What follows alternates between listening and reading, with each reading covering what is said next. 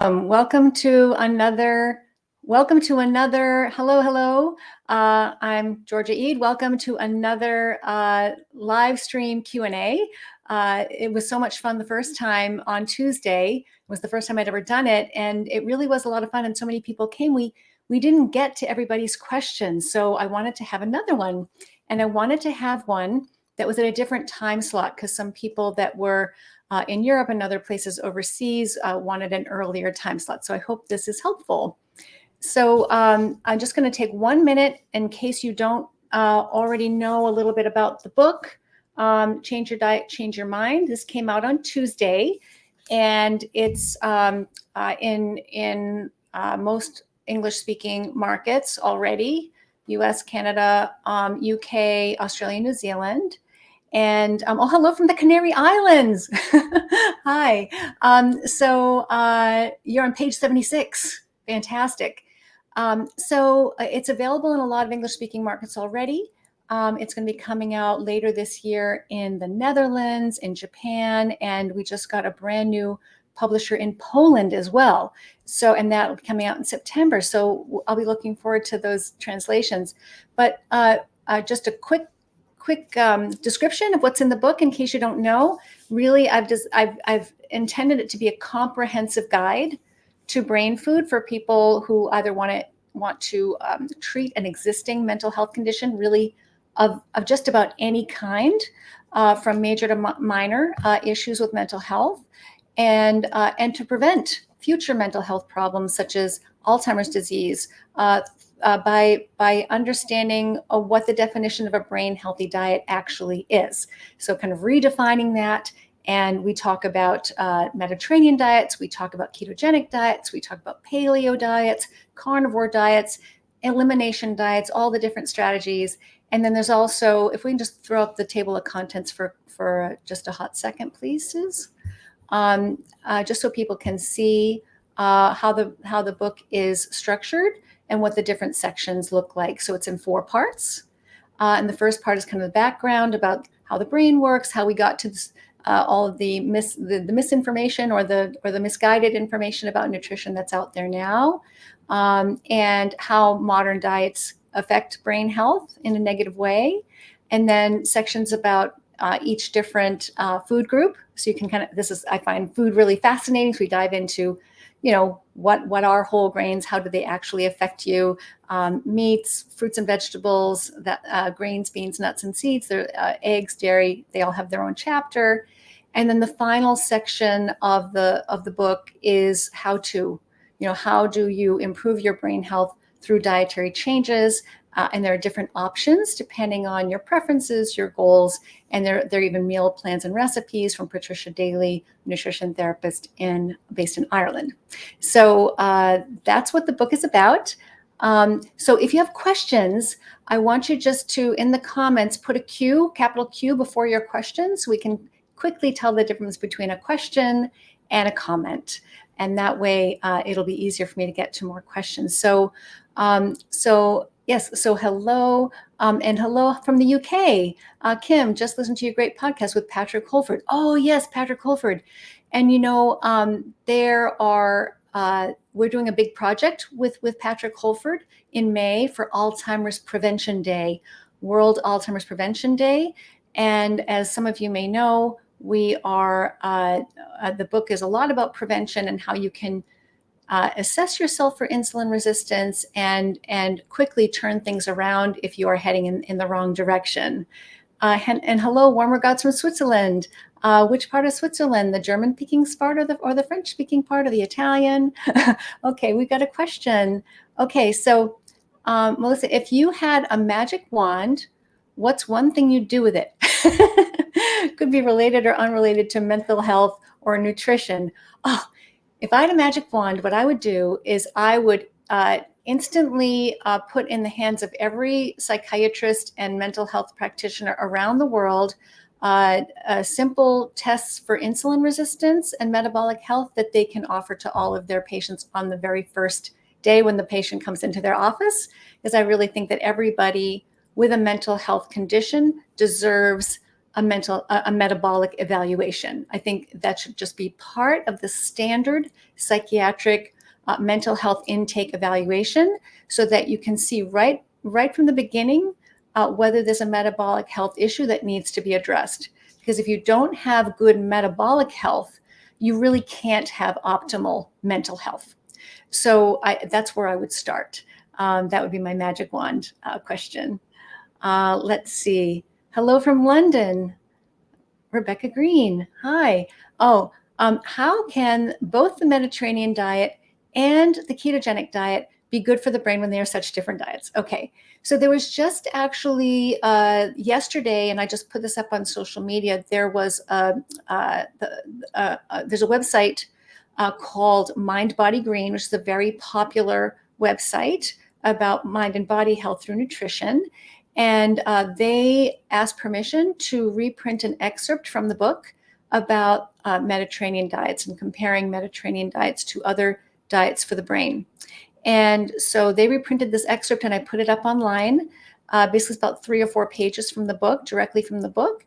And I love this question because the Mediterranean diet, as you know, it's a grain-heavy pyramid. The base of it is all complex carbohydrates and grains and legumes and pastas and breads and cereals. And the base of the ketogenic diet is protein and fat. And the carbohydrates are very, very low, just at a little tip at the top of a ketogenic diet pyramid. So how can both of these diets be good for the brain? Because we do have lots of science about both of these diets, and both of these diets are better for the brain than standard American diets.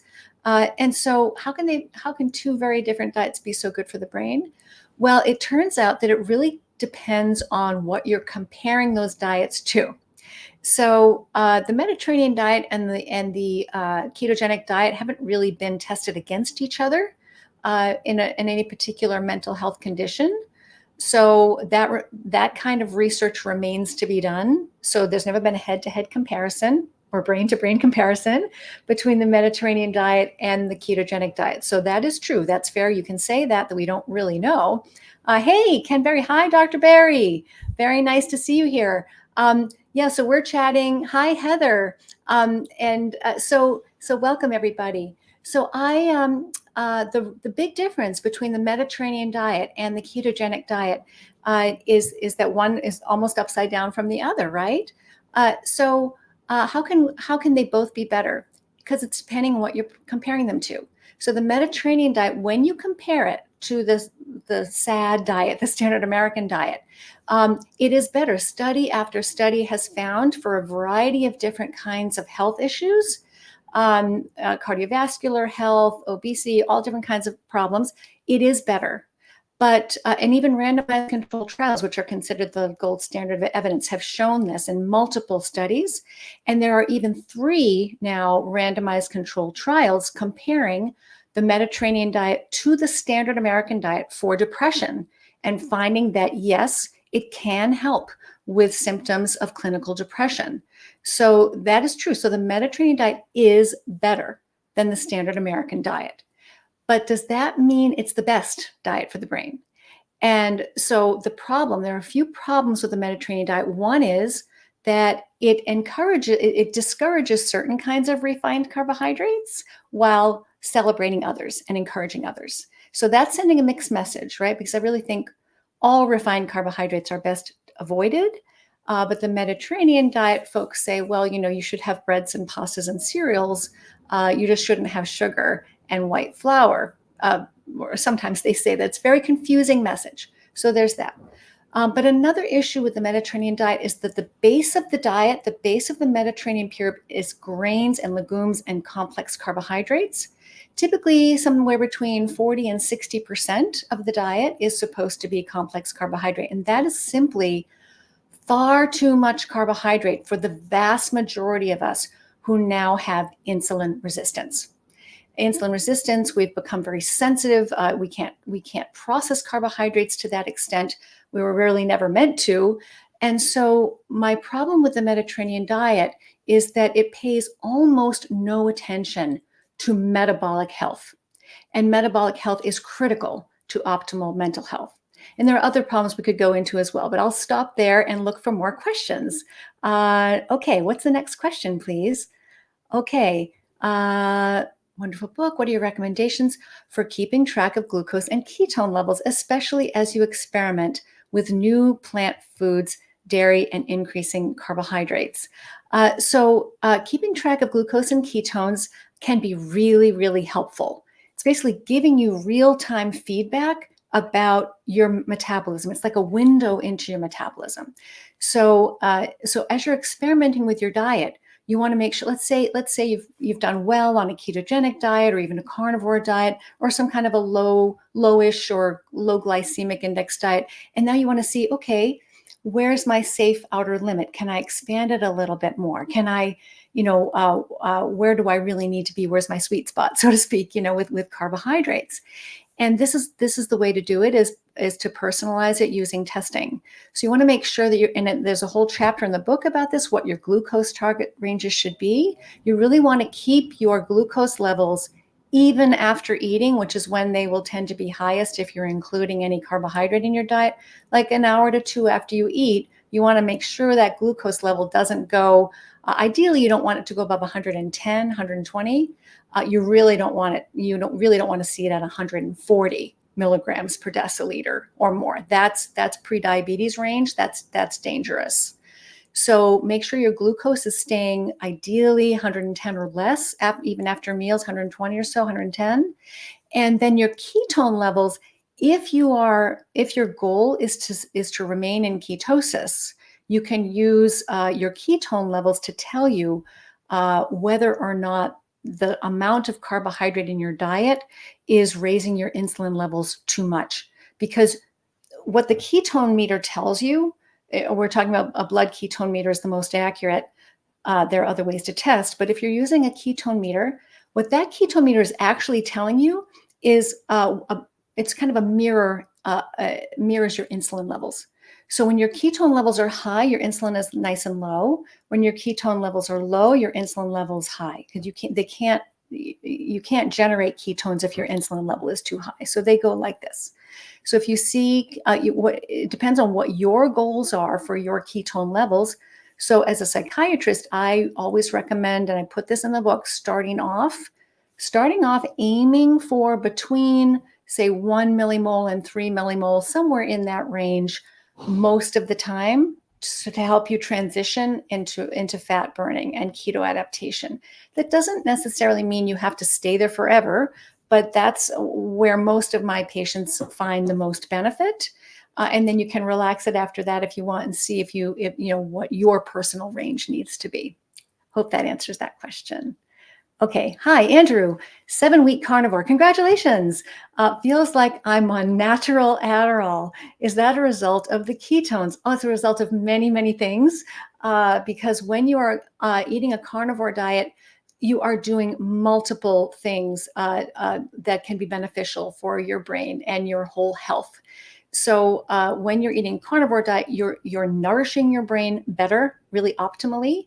And you are protecting the brain from all of the damaging ingredients that you get from the modern diet, all the processed foods, but also you are eliminating, you're eating extremely low carbohydrates, so your glucose levels and insulin levels are where they need to be. So that's stabilizing your brain chemistry, and you're energizing your brain to maximum efficiency, especially if your carnivore diet is constructed in such a way that you're also generating some ketones. Because for now, most of us, and I don't know your history, but most of us who have, are now insulin resistant, around 90% of us now have some degree of insulin resistance. And if you have insulin resistance of the body, you will also have insulin resistance of the blood-brain barrier. And what that means is glucose will still be able to waltz into your brain, no questions asked. It's that over time, the more insulin resistant you become, the harder and harder it is for insulin to cross into your brain. And so what happens is over time you get an energy deficit.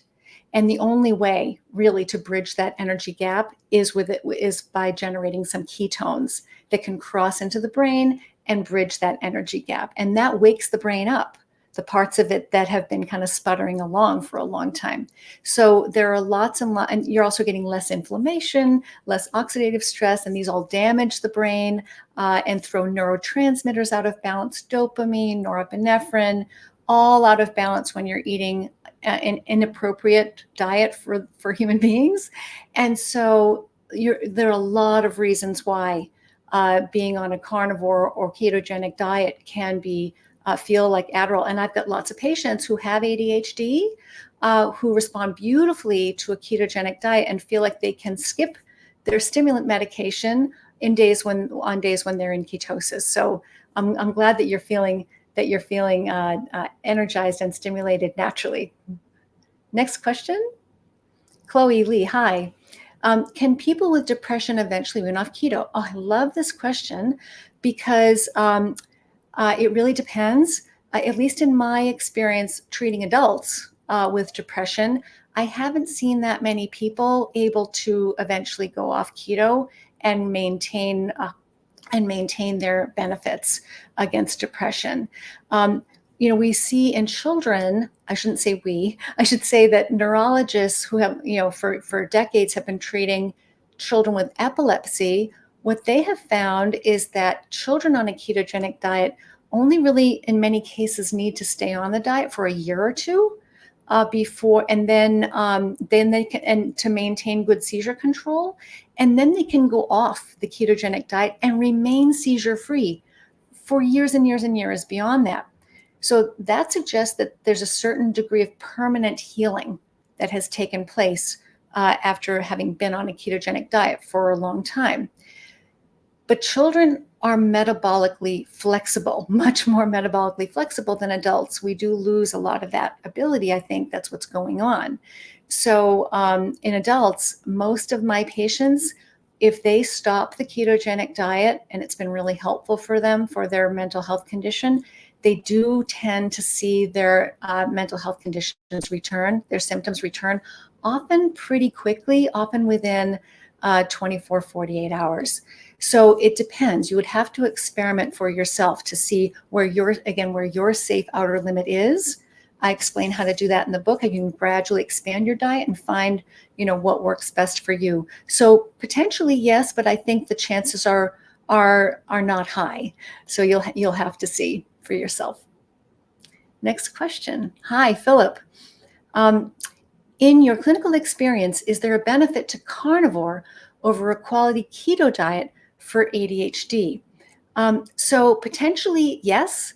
Now, I can't say that I've had enough people with ADHD who've compared those diets to each other to be able to give you any statistics on that. Certainly a few cases, but that doesn't necessarily mean that that would be true for everybody. But what I've done in the book, because it is so different from person to person, is I sort of lay out how you can progress through the 3 different dietary strategies, sort of a clean, quiet paleo. If that doesn't help enough, you sort of a lower carbohydrate paleo to a ketogenic diet, whole foods ketogenic diet. And if that doesn't give you enough relief, then encourage you to try a carnivore diet. And that's just because there are so many molecules, so many potentially problematic molecules in plant foods that could be disrupting your normal biology. And some people are much more susceptible to that than others, but I think it's always worth trying. If you are not responding well enough to a ketogenic diet, to try a carnivore diet. And that's why I thought it was so important to put that option in the book, because I want people to know. So many people have consulted with me about ketogenic diet, saying, no, ketogenic diet didn't work for me. I'm not feeling that much better. And in some cases, even worse, although that's unusual, you can see that. I always will recommend as the next step to, at least as a curiosity experiment, to try a carnivore diet to see if that's the issue, if that's what's holding you back. Yeah, next question. Georgia, on which criteria other than allergy or sensitivity would you decide whether to discourage consumption of dairy for patients on ketogenic metabolic therapy for brain health? and why? Thank you from Kasia from German-speaking part of Switzerland. Dankeschön, Dankeschön, Kasia. Eine sehr gute Frage. So the allergies and sensitivities are, of course, an easy decision. If you notice problems when you eat dairy, skin problems, brain fog, pain, inflammation, allergy symptoms, stomach issues, of course, you are going to want to avoid dairy for those reasons. But how else would I decide whether to discourage consumption of dairy on ketogenic metabolic therapy? In the book, and I know this is not going to make me very popular, but there's a chapter in the book on dairy and eggs, and I separate dairy and eggs out from other animal foods for a very important reason. They are just different. They're different from meat, seafood, poultry. So, and dairy is a very unique animal food. It is a species-specific growth formula designed to grow a small baby cow into a larger cow. And so not designed for humans at all, and designed intentionally by nature to turn on growth systems inside the baby mammal. So, and we are of course, evolutionarily, all mammals are supposed to wean off of dairy, wean off of mother's milk, and then graduate to solid food. That's kind of a sign that you're growing up, right? So we're not supposed to continue eating dairy for the rest of our lives, especially not the dairy from another species. So this is one thing that I have in common with people who recommend a vegan diet. I think some of the benefits from vegan diets, when people report these, and a lot of people do feel better on a vegan diet, some of that may be because they have taken out the dairy. So dairy is a very common culprit in inflammation and pain syndromes, brain fog, migraine headaches. If you're not feeling your best, I do encourage people to explore this. The other thing is dairy, because it's a growth formula, it can and it raises insulin levels because insulin's a growth hormone.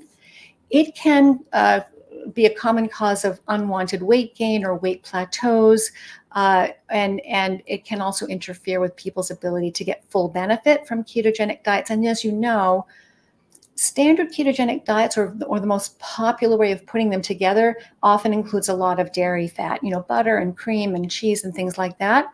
So what I do in my practice, and it doesn't always go over well, is I encourage people, if they're not getting full benefit, to experiment with a dairy-free period to see how dairy affects them personally. So I hope that answers your question. Next question. Have you ever had patients who didn't respond to ketosis in a favorable way? If yes, any idea why not? Yes, I have had lots of patients who didn't respond to ketosis favorably. And so a lot of different pieces to this, but I'll just share a couple of examples. So when people respond negatively to a ketogenic diet, when they actually feel worse on a ketogenic diet, and this is something I teach all of the clinicians who take my training program, so here's an insider tip. You look at the ketone levels and see if they're actually consistently in a therapeutic range for at least 6 weeks. Because that's what you need to do for your body and brain to shift gears and get comfortable and efficient burning fat for energy. So if someone's not feeling better on keto, it could be that they haven't transitioned yet. So when you're transitioning, it can be uncomfortable and you can actually feel worse. You could be going in and out of ketosis, which is what I call the kind of metabolic, what do I call this? No man's land. Like it's metabolic purgatory. You're going in and out of ketosis so frequently that you never really fully shift gears. That feels miserable. Or your ketones could be too high.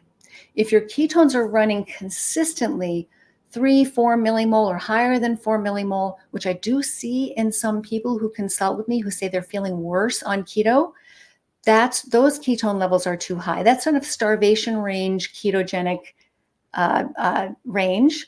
And you don't want to starve your brain. You really need enough nutrients, enough calories coming in to support your bodily and your mental function. So And the other piece of the puzzle is, what foods are you eating? So when people shift to a ketogenic diet, they're not just lowering the amount of carbohydrate dramatically. That's not the only big difference from their usual diet. Often, they are often including some foods they weren't eating very much of before. Things like lots of cruciferous vegetables or nuts or cheese, things that some people are really sensitive to. And so sometimes the issue is when people feel worse on a ketogenic diet, it's because they're eating a lot more of something that they normally wouldn't have eaten before, and maybe they're not doing well with that particular food. So there's some dietary troubleshooting that can happen. So I hope that's useful. Next question, please. Hi, Alexandra. Alexandra Danny. Sorry if it looks maybe can't pronounce your name. I apologize. I have heavily medicated high blood pressure. I hear I should avoid carnivore diet. Any basis to that, or is it a myth? That is a myth. There is absolutely no reason, no biological reason to expect that your blood pressure should suffer on a carnivore diet. The number one risk factor for high blood pressure is high insulin levels, and high blood sugar levels. These are the things. So when your insulin levels are running too high, really the one of the biggest problems with the so-called standard American diet or SAD diet is that it's a high insulin diet. And so you need a tremendous amount of insulin to process all of that incoming carbohydrate, especially the refined carbohydrate. Insulin levels are running high all day long and well into the night. And high insulin levels, insulin speaks to your blood pressure regulating hormones. Insulin is not just a blood sugar regulator, it is a master metabolic hormone. It is and it regulates the activity and level of many other hormones in the body. Lots of other hormones are listening to insulin, including aldosterone, which is a blood pressure regulating hormone. So when you are eating a high insulin diet, your body holds on to fluid. Your kidneys will retain more fluid, and that can feel like bloating and heaviness. And this is why when you first start a ketogenic diet, there's this natural period as your insulin levels start to come down to a healthier range. There's this natural period of what's called diuresis, which means that your body's letting go of that excess fluid that you've been holding on to. And as that happens, if it happens too quickly, it can kind of feel uncomfortable. You can get dizzy, lightheaded. And this is why it's important to supplement with sodium, especially in the beginning. So it's what really high blood pressure is largely about metabolic health. And you will absolutely, without exception, you will improve your insulin and blood sugar levels and your overall metabolic health on a carnivore diet. That doesn't necessarily mean that if you switch to a carnivore diet, your high blood pressure will instantly be cured, because that doesn't happen in everybody, although it happens for a lot of people. But I would say that there's absolutely no reason to avoid a carnivore, no biological reason why it should be worse for blood pressure. It actually should be better. Questions? Aloni Dahlmeyer, nice to meet you. I'm sorry about my name pronunciation. With knowing now so much about the importance of metabolism and mental health, I am wondering, should medical doctors better study about diet and metabolism instead of doing the specialization to psychiatrist? What would you recommend on this moment? What an interesting question. So in my opinion, I'd like it if they would study both. So I think we still do need people who specialize in psychiatry. We just need those people to be better educated about metabolic health and biochemistry and nutrition. And that's why I wrote this book. I wrote this book because I'm really hoping that mental health practitioners will understand better this connection, this powerful connection between metabolic health and mental health. And I mean, I find it fascinating. I think the science and biology is absolutely fascinating, and I really want to inspire curiosity among my fellow psychiatrists and other mental health practitioners about that very important relationship. So I still think we need specialists, but I think every specialist, regardless of the specialty, should be well educated about the fundamentals of metabolic health. Sharon, hello. That's a name I can pronounce. What publications would you recommend for primary care physicians that is brief and concise about food addiction to inform when they haven't heard? Oh my goodness. This is such a good question that, let me just grab a pen. I'm just going to star this question, and I'm going to send a post about it, because I want to include some links to some articles and references for you. So, and I've got Susie here to help me on the side. Susie, can you write that down, please? And I will, I promise, answer that question for you, because there are many good resources out there. So if it's a primary care physician, I'm going to refer you to a particular review article written very recently that I think is really excellent on this topic, and other resources as well, because there is actually a lot of science behind, especially sugar addiction, refined carbohydrate addiction, and ultra-processed food addiction. And the science is really compelling. So I'll share all that with you. Teddy, hi. Dr. Eid, are there any links you can share to case studies or patient stories of keto being successful for OCD specifically? Thank you. No, that's an easy one. There haven't been any studies, not even any case studies yet published, to the best of my knowledge, about OCD specifically. However, and I put this in the book, there is a strong connection between OCD, especially the OCD with hoarding behaviors, people with obsessive compulsive disorder who tend to hoard items and have a hard time letting go and then they, of things in their home. That there's a strong connection between especially that particular type of OCD and insulin resistance. So the studies aren't there yet, but the other thing I can tell you is that, lots and lots of my patients have obsessive compulsive traits and even obsessive compulsive disorder. And a ketogenic diet has been really, really helpful to them in terms of quieting those impulses and those obsessive thoughts. Obsessive worry is one of the things that often improves quickly on a ketogenic diet, and even more so on a carnivore diet, in my experience, especially if we're talking about, one of the most common obsessions that people have is with food. They have kind of preoccupations with food and preoccupations with health worries. And what I've seen in both ketogenic and carnivore diets is a quieting of those intrusive thoughts. And especially with carnivore diets, there are some people who say, and I count myself among them, that those preoccupations completely disappear in some cases. So a lot of hope for OCD. And so if you have OCD, or if you're working with somebody who does, these are really, really hopeful interventions, well worth trying, but no published case reports or studies yet, formal studies yet of OCD. Timur, how can ketosis help alleviate the discontinuation of antidepressants and ease prolonged withdrawal symptoms associated with them? Well, we don't really have enough formal study of this particular topic. So can ketosis? I'm sorry, I was distracted by something over here in my environment, so I apologize. So can ketosis help alleviate the discontinuation of antidepressants and ease prolonged withdrawal symptoms?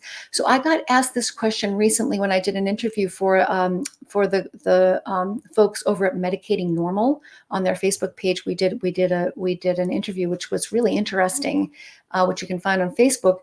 It's very difficult to answer this question. And the reason why is because when I'm working with patients, when I'm trying to taper off their antidepressants, it is in the context of a ketogenic or carnivore or other special diet. So they're already on a particular special diet that's helping them. And that's why we're starting to taper. So I don't have a lot to compare it to, except to in the same patient, on keto versus off keto. But what I can tell you is that I have found it easier to taper medications in patients who are following these ketogenic and carnivore diets compared to my 10 years of conventional experience. My first 10 years of practicing psychiatry, I had a lot of trouble helping people get off of antidepressants. I was always successful. There is always a way to do it. I want to give everybody hope about this. I never in 10 years was not able to get somebody completely off of a medication if I went slowly and carefully enough. So there's hope there. And when I was working conventionally, the reason why I was tapering was because the medication wasn't working or it was giving them side effects. I wasn't tapering it because they were, doing well. And now that's the main how I spend most of my time. Well, I hope that is useful. Craig, hi. Can sugar-free sports drinks cause mania? It seems to be a thing with my son. Oh, absolutely. So sugar-free sports drinks, really any sports drink, can trigger mania in susceptible individuals, and that's because sports drinks contain stimulants. Can you? I think this is very important for people to know that caffeine and other stimulating substances that are in sports drinks, energy drinks, coffee, tea, that these can overstimulate the brain in susceptible individuals. And really what mania is the brain is in overdrive. So absolutely. So for people with mania, one of the first things that I will recommend is to taper off of caffeine or other stimulants, because you certainly don't need your foot to be pressing harder down on the gas pedal if you're trying to treat mania. Next question, please. Benjamin, hi. Can you explain the mechanism as why someone who doesn't do well on a ketogenic diet? This is very similar to the previous question. So when someone's not doing well on a ketogenic, but there's a twist to it, which there's another piece, and I'll address that now. So why someone who doesn't do well on a ketogenic diet? So we talked already about why someone might feel worse on a ketogenic diet. They're stuck in no man's land, or the ketones are too high, or they're eating foods that are bothering them. But it also could just be that it's not going to work. So, the ketogenic diet does not work for everybody. And that's why I've put so many troubleshooting approaches in the book, is because really most of my practice since 2018 has been consulting with people who needed help troubleshooting a special diet. Most of the people who now come to me, maybe not most, maybe at least half, I'd say, are coming to me because they've already tried a special diet and it hasn't completely helped them. And so that's I put all that information that I've learned through my own practice into the book to help you make tweaks and changes to your diet that might help. But even then, no matter what, you could try every troubleshooting strategy in the book, you might still not improve enough. And that's just because there are other factors involved. There are some brain health conditions that even the most ideal diet, whatever that might mean, it won't help. And that's where, other strategies may need to come in. And in the book, I recommend that if you've tried all these troubleshooting strategies and they haven't helped you, you may want to consult with a specialist, a functional medicine specialist, for example, get some additional, deeper testing, try some supplements or medications or other lifestyle changes beyond diet that could be important in helping alleviate those symptoms. So I definitely don't want people to give up. There's lots of other things you can try, but the reason why I focused on diet in this book is because that's the biggest factor, in my opinion. It's the one you have the most control over, and it's the one that's usually doing the most damage. So I think it's low-hanging fruit to start with diet, and most people do improve, in my experience. So that's why I like to start there. Next question, Nanette. Hi. Um, Ever since I've been on lithium for bipolar 1, sleep disruption would send me hypomanic and render lithium ineffective for several months. I've been managing my bipolar with therapeutic ketosis for 6 months, but a recent emergency with sleep deprivation sent me manic. Ketones did not slip. They remained between 1.5 and 2.5. What has your clinical experience been with bipolar patients who have breakthrough symptoms? Does therapeutic ketosis stop working? And if so, for how long? So, really interesting and very specific question to this situation. And it's a good example of how ketones alone are often not sufficient to manage mental health problems.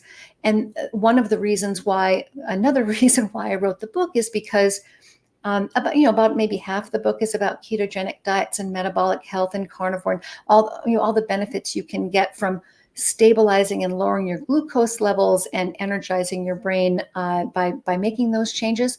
But ketones are just one part of the story. There are also lots of other diet components to the diet that need attention if you're looking for optimal mental health. So, for example, the one thing that occurs to me as I read your question is, why is the sleep becoming disrupted at certain periods in your life? So that would be if I were directly working with you, I would really dig deeper into that particular issue. What is happening to the sleep? Is it a seasonal issue?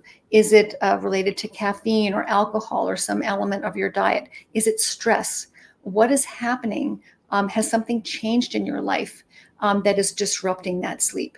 And so that's where I would go first, and to see if there's some environmental issue that could be addressed to prevent it, perhaps to prevent it from happening again. And the other piece of the puzzle is the troubleshooting the diet itself, because ketones are one aspect of a ketogenic diet.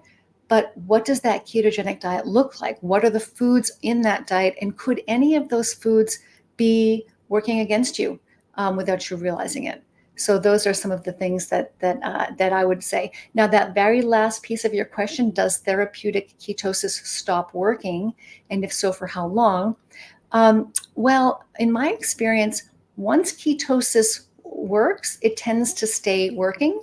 And that's why I can't promise you that that's the case, but that's my sense of it from working with lots and lots of people. But I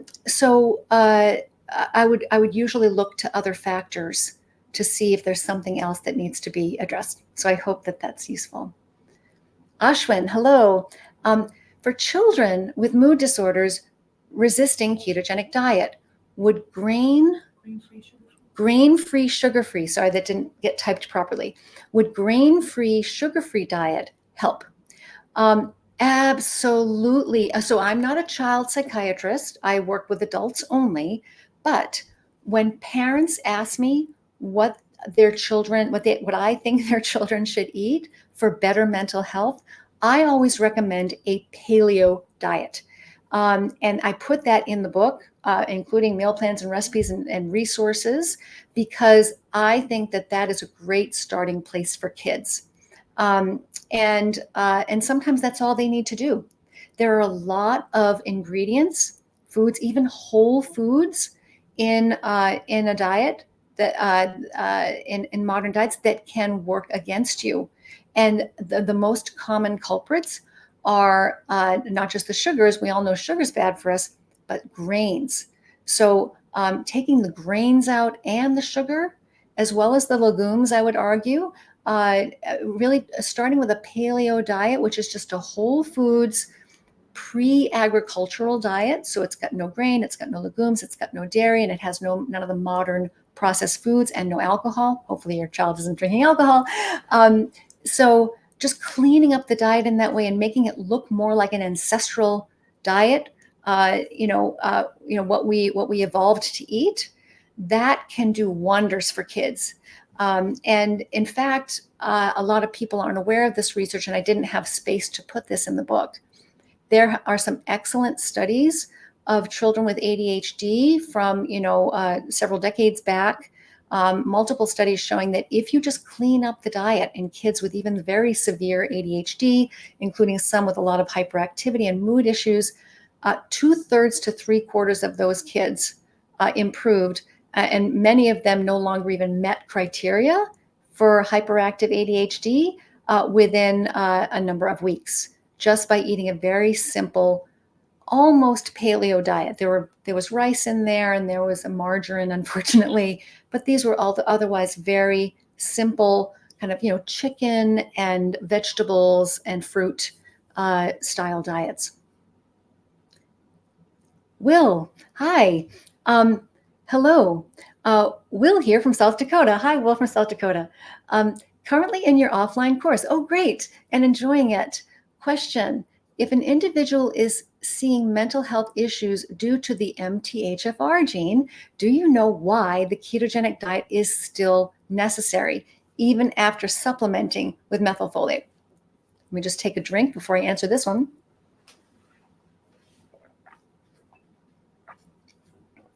Because it's a long one, not a long one. I won't make it long, but I mean it's complicated and interesting. So the MTHFR gene it's a gene that part of a really complicated biochemistry cycle in cells in the body that processes folate, vitamin B9, and many other amino acids and other vitamins, B12. Other aspects of the diet, and so this pathway, this complicated cycle of pathways, there's a gene in there called MTHFR, and that gene comes in two major varieties, of a faster one and a slower one, basically. And something like 40%, I forget exactly the percentage right now, but something like 40% of the population has this slightly slower version of the MTHFR gene. So what it does is that gene codes for an enzyme that runs a little more slowly than the one that the majority of us have. This is sometimes people, and I'm glad that you didn't use this word, some people refer to this as a mutation. It's not a mutation, it's a natural variant of the gene. So if an individual is seeing mental health issues due to MTHFR gene, is the ketogenic diet still necessary if you supplement with methylfolate? Well, the first thing I would say is if supplementing with methylfolate is helpful to that person and their mental health issues resolve, maybe they don't need to go to a ketogenic diet, or maybe they don't want to. But if they're not getting enough benefit from a methylfolate supplement, then I do think it's still very much worth encouraging a ketogenic diet. Now, one thing about the MTHFR gene is that it's just part of this very complicated cycle. And there are lots and lots of common things in our modern lifestyle that throw that cycle off balance. And so, and one of them is folic acid, which is the synthetic version of folate. So if you have the MTHFR variant that runs more slowly, it's going to really struggle with folic acid, which none of us should be taking anyway. So another thing you can do is take the folic acid out of the diet, which can throw that out of balance. So all of your standard drugstore multivitamins have folic acid. To find one that has real folate, you usually have to go online or to a specialty store. And all of the processed foods that are supplemented, they're fortified with vitamin B9, use folic acid, not folate, because it's cheaper. So that's another trick to understanding the working around the MTHFR gene issue. So I hope that was enough information for now anyway. Renata, hi. What is the ideal GKI level for mental health benefits? Do you believe in supplementing ketones? Okay, two questions in one. So the short answer to GK is we have no idea yet because none of those studies have been done. So GKI is just the ratio of glucose to ketones, meaning that, if you're shooting for a better GKI level, you're trying not just to optimize your ketone level and get that into a higher range, but you're also trying to lower your glucose. And so that's never been formally studied. But I do know from speaking to people in the cancer world, because the cancer research is where the GKI came from. But from speaking to experts in the cancer world, what I have learned is that, not everybody with cancer needs, even not everybody with cancer needs to reach a particular GKI. So it's not even necessarily important for people who are trying to treat cancer. So we just don't know yet how strict people need to be. And I think that that's where personal experimentation comes in. So if your ketones are in a healthy range, but you're still not seeing benefits, you may also then want to see if you wear a glucose monitor and see if your glucose is sometimes going above where you need it to be. But I haven't usually needed to pay too much attention to that. Do you believe in supplementing ketones? Well, it depends on the situation. Ketone supplements can be useful tools in people who can't do a ketogenic diet, say people in certain kinds of assisted living situations, hospital settings, nursing home settings, who don't have total control over their diet, who aren't able to follow a ketogenic diet. It can be really useful to have ketone supplements so that you get some of that benefit of supplementing brain energy production, bridging that energy gap with ketones. Because if you've got insulin resistance, especially as you've gotten older, those years of insulin resistance will result in a brain energy deficit that needs to be supplemented. So the longer you've been insulin resistant and the more severely insulin resistant you are, the harder it will be for your brain to use glucose for energy. So you're going to need a supplemental fuel source, and that's ketones. But I also use it to help people transition onto a ketogenic diet if they're struggling.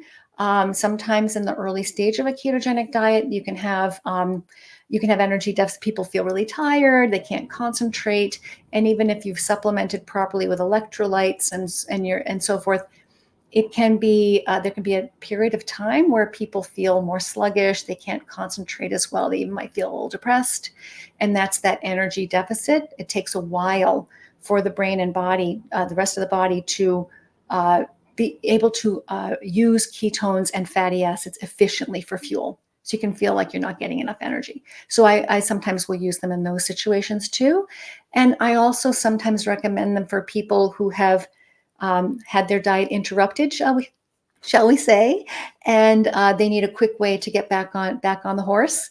And so the next day, one of the tricks that I will recommend is, you can use a ketone supplement to help you get through that first part of the day, raise those ketone levels, and it can make the fasting period easier as you're trying to make your way back into ketosis.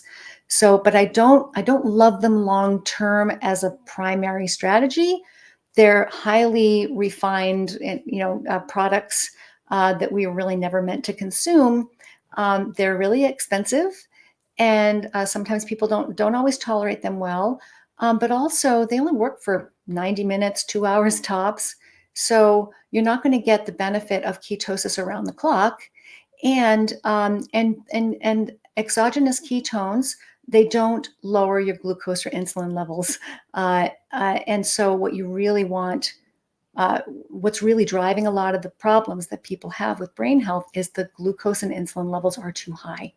So if you take a ketone supplement, you're getting the benefit of the ketones, but you're not getting any of the other benefits of a ketogenic diet. Your glucose levels aren't coming down to normal. Your insulin levels are still sky high, and depending on how you're eating. And the other piece of this puzzle is that what you really want is you want those ketones to be produced from inside your body naturally, around the clock for free. That's what you want. And only a ketogenic diet can do that. Next question. Could you speak a bit about the ketogenic diet during pregnancy and breastfeeding, especially for those who use it to manage mental health conditions, or on how you should relax the diet during these periods? Excellent question. This is something we talk a lot about in the training program. I do not personally work with people who are pregnant. I refer them to people with more experience. I know my limits, but what I do know is that starting a ketogenic diet during pregnancy, once a woman's already pregnant, or breastfeeding, starting a ketogenic diet during pregnancy is potentially risky because of the physiological stress of the keto adaptation period. So, what the experts with more experience than I have recommend is that if a woman is planning a pregnancy and wants to be on a ketogenic diet, that it's best to transition to that diet at least 3 months before getting pregnant. And that way she'll already be fat adapted, keto adapted. And then when she enters into pregnancy, of course, as you're pointing out, the diet will need to be relaxed at that point. Why? Why shouldn't you stay on a strict ketogenic diet during pregnancy? The reason is because what a ketogenic diet does is it lowers insulin levels, which is really good under most situations.